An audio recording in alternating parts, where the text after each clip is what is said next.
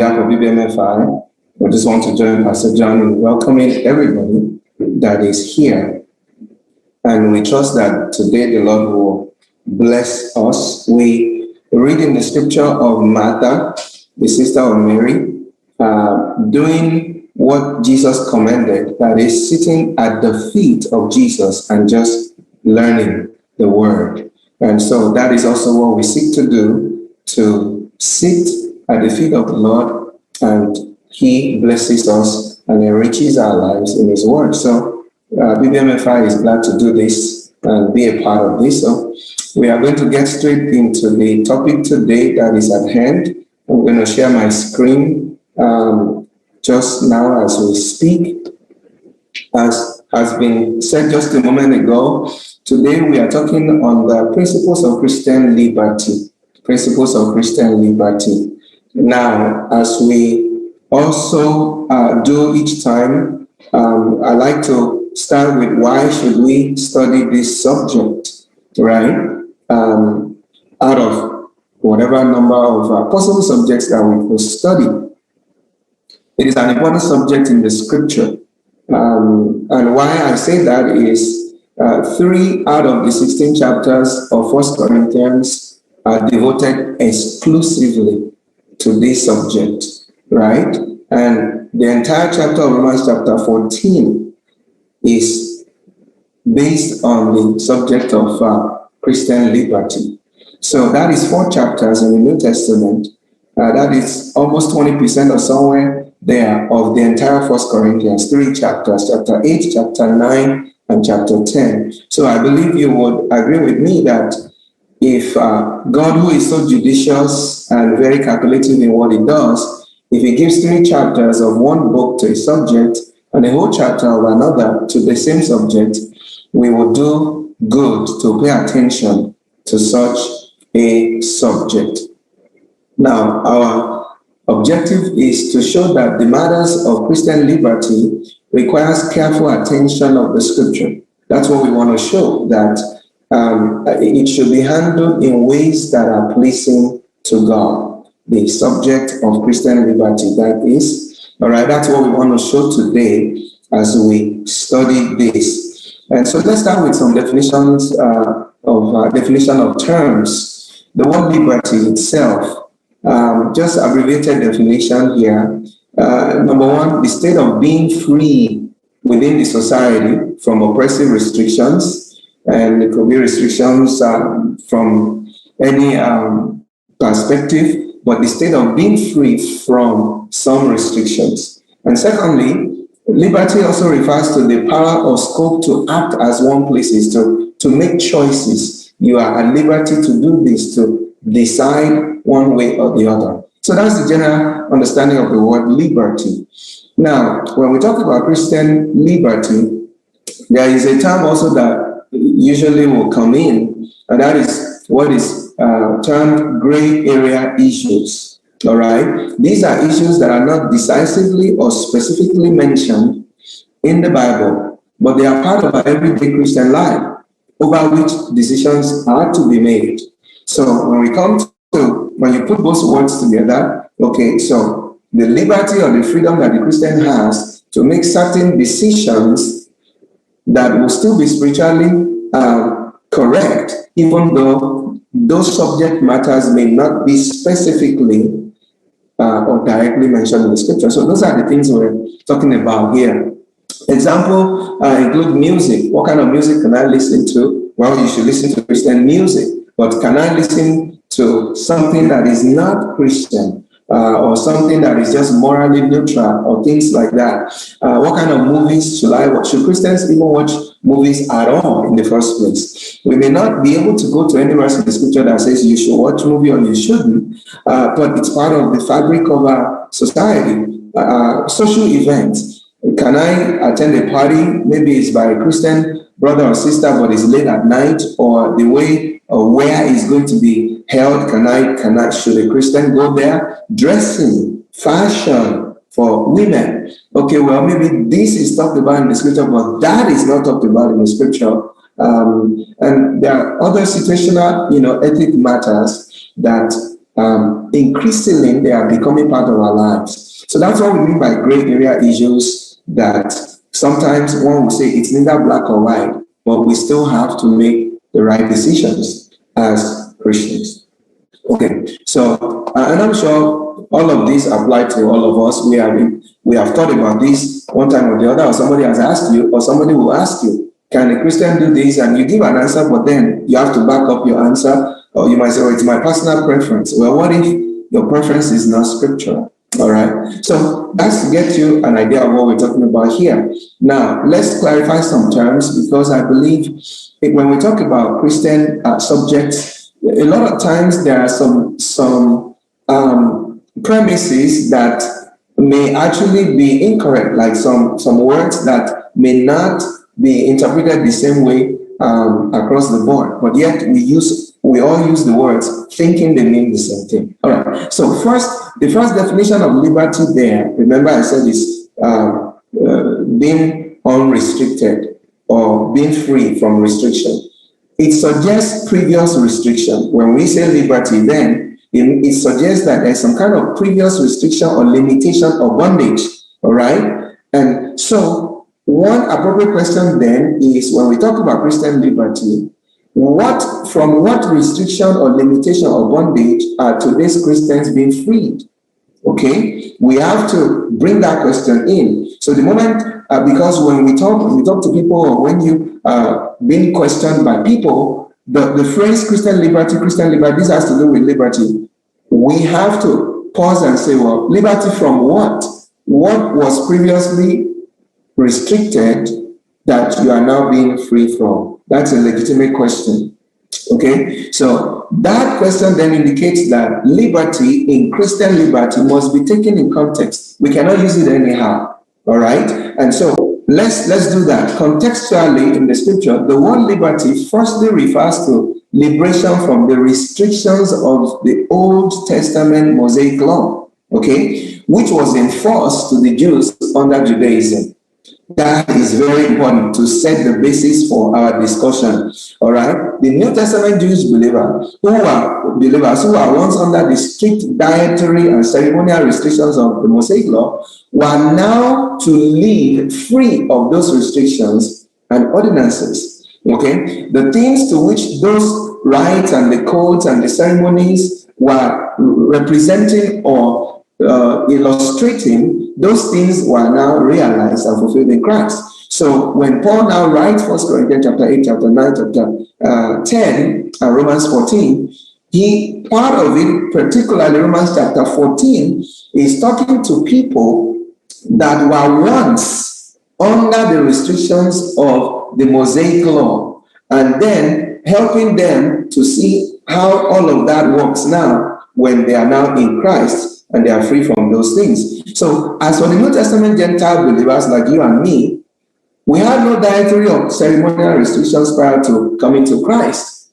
In fact, we Gentiles lived exactly to the contrary. We lived unrestricted. Now, that is an important point to make. It is very important because, you would agree that by far, the majority of Christians in the world now, by far, were Gentile believers. And so, when we use the word Christian liberty, we must always pause. Liberty from what previous restriction are we talking about? In many cases, none, except we are talking about restrictions from Mosaic laws that are in our Bible. When that is not the case, then we have to be kind of careful that we don't just throw that phrase around anyhow. Secondly, the word liberty also could be seen as freedom to choose or freedom to make a choice, just as we said before. All right. In that sense, the term Christian liberty now is applicable to some pragmatic day-to-day issues, especially that involves the Christian's interaction and dealings with the world around us. So some of such practical everyday life issues and decisions are what are termed gray area issues, meaning that they have not been specified in the scriptures, but we have to make decisions on them. Now, when we are talking about those, then the word Christian liberty may be more appropriate. All right. This is just to get a right frame of mind when we approach this issue. But I believe really, the truth is, many of those matters that we actually classify as gray area matters, many of them, truth be told, are directly addressed in the scripture, or the concepts undergirding them generally are also present in the scripture. But there are some that it may be very hard to pin them down. So, bottom line is that we must use the proper application of the term Christian liberty, so that it's not indiscriminately used just to describe everything, right? Okay. Now, one way to understand something is sometimes to understand what it is not. Okay. All right. So in that case, I want to quickly run through what Christian liberty is not. Christian liberty, when we hear it, does not mean freedom to do whatever suits the Christian as long as he believes in Christ. Okay. Now, why do I say this? Because in some circles, it's actually used like that. Now, but 1 John chapter 3, verse 4 to 6 tells us that whoever commits sin also commits lawlessness, and sin is lawlessness. So Christian liberty does not mean lawlessness where I can do whatever I want. That's not what the scripture means by Christian liberty. And the scripture goes on to say, and you know that he was manifested to take away our sins, and in him there is no sin. Whoever abides in him does not sin. Whoever sins has neither seen him nor known him. So Christian liberty does not mean lawlessness. Christian liberty does not mean freedom to pick and choose which of God's commandments one would obey based on personal opinion or preference. That's also important. Sometimes people will say, well, I have the liberty, I don't have to follow that on this issue. Jesus said in Matthew 28, 18 to 20, when he says, go out and preach the gospel, he adds verse 20 by saying, teaching them to observe all things that I've commanded you. All right. So Christian liberty is not pick which one you want, leave the others. All right. Christian liberty does not mean freedom from God's laws. This is crucial. All right. Again, I believe either because of the craftiness of Satan or deliberate actions on our part as human beings, with the word law gets taken and then used generically to mean everything. But when we look at the scripture, 1 Corinthians chapter 9, verse 21, for example, to those who are without law, Paul says, as without law, not being without law toward God, but under law towards Christ, that I may win those who are without law. You see that? The Christian is not without law toward God, or the Christian is not without law toward Christ. So just because the Bible says we are no longer under law, but we are under grace, what is really saying we are no longer under Mosaic law, but we are not lawless towards God. This is Paul saying, don't mistake me. I am not without law towards God. We saw earlier, just a moment ago, where the Bible says sin is lawlessness. So Christian liberty does not mean we believers that we are not under any laws toward God. That would be an error. Now, number 4, Christian liberty does not mean Christians are spiritually lawless. Now, that is very close to what I just said, but maybe just a little different. For the law of the Spirit of life in Christ Jesus has made me free from the law of sin and death. If we just listen to that, the law of the Spirit of life, right? For what the law, which law? The Mosaic law could not do, in that it was weak through the flesh, God did by sending his son in the likeness of sinful flesh on account of sin. He condemned sin in the flesh, that the righteous requirement of the law might be fulfilled in us. You see that what the law of Moses could not do, it was too weak to do it because of the flesh. God did by sending his son, who defeated sin in our flesh, so that the requirements that are righteous, the righteous requirement of that law, will still be fulfilled in us who do not try to do it according to the flesh, but we walk according to the Spirit. Okay? All of these things are important, believe you me, because they are being used in ways to mislead believers. And so, you will hear in some circles, well, the moment you hear any commandment or any law or anything like that, block your ears, because you are not any longer under the law. Well, what law?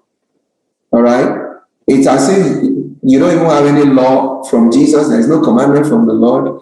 but that is totally not what the scripture says. Romans 6:18 says, we have been set free from sin, became slaves of righteousness, bound to do righteousness. All right. So with those parameters set forth for us, the main scriptures that deal with Christian liberty, with regards to the Old Testament law, in fact, you could even disregard that, just period. The main scriptures in the New Testament that deal with Christians' liberty, they are 1 Corinthians 8, 9, 10 to 11, verse 1, and Romans chapter 14. All right, so let's get into this. The issue at hand in 1 Corinthians chapter 8 to 10 is the Christians' eating practices. Okay, so we're going to take a look at this and see how Apostle Paul responds to it and then apply to ourselves. Okay, that's where we need to start because that's what we find in the scripture. So this issue here deals specifically with eating meat sacrificed to idols. All right, if you're familiar with that scripture, we will already remember that. The Greeks and the Romans of the day, they practiced polytheism, which means they worshipped many gods. There are temples everywhere. Now, upon sacrificing animals to their gods in their temple, I read somewhere that the reason they would do that actually is because they believe that demons will infest food and they will enter into people through food. So for them to deal with that, they will sacrifice the food to their gods first, so they can purge the food of the demons. They can appease the demons before they eat. You know, that's what a commentator said. And, you know, it's plausible. But it is clear that they would take foods to the temple to offer them to their idols. The remaining portion that is not consumed in their burnt sacrifices or eaten by their priests, they will then use them as food, or they will use them for feasting, and they will also take some of them to be sold at meat market for public consumption. So there was abundance of meat in the market that had previously been part of sacrificial meat in the idol temples, and that is MEAT, in the idol temples, and it might have been difficult, if not impossible, for you to distinguish which meat came straight from the butchers, which one came from the temple butchers. You cannot really tell, it sounds like. So the idea is then that the Christians in Corinth at this time now, this issue of eating food sacrificed to idol became a big deal because it was a major social issue. All right, should I go and buy meat? First of all, even socially, should I go to a friend's party because I don't know what they're going to serve there? And then it was a pragmatic issue. Should I buy meat or should I become a vegetarian now because of, I don't know where the meat is coming from? I used to be a Gentile, I didn't care. Now I do care. So it is far from a tangential issue to the Corinthians. This is not a trivial thing at all. It's a big deal, right? You know, just imagine you going to the store and you go there, you have to be reading labels and say, well, where did this meat come from? Where did this apple come from? You know, that is how much of a big deal Paul was dealing with these people, because their surroundings were permeated with food, meat from idol temple. Okay. Now, from reading, we see that the Corinthians responded primarily in a certain way. And some of them that we see from Paul's writing, they responded to the issue totally based on knowledge. Number one, their knowledge of the New Testament Christian freedom from the Old Testament dietary restrictions. That is, they thought in their mind, well, there is no type of animal meat that is unclean to the New Testament believers anymore. Okay? That is what they have been taught, and that's what the scripture says. And so they said, we know that. Number two, their knowledge that idols are not real gods. So they are just demonic impersonations. There's only one God, only one Lord Jesus Christ. And so they concluded that since idols are non-existent, whatever meat that is sacrificed to them is not based in reality, because we are sacrificing to things that are not really existent. Therefore, meat or food has no spiritual implication one way or the other. So they just ate their meat freely without any problem. All right? So they, in other words, exercised their Christian liberty and ate freely. That was the response of some, perhaps majority, of the Corinthians. based on knowledge. Okay, as we study 1 Corinthians chapter 8, we'll see all of this. But then Apostle Paul responds to the Corinthians, and as we get into this now, we're going to go through 3 principles for Christian liberty to handle it.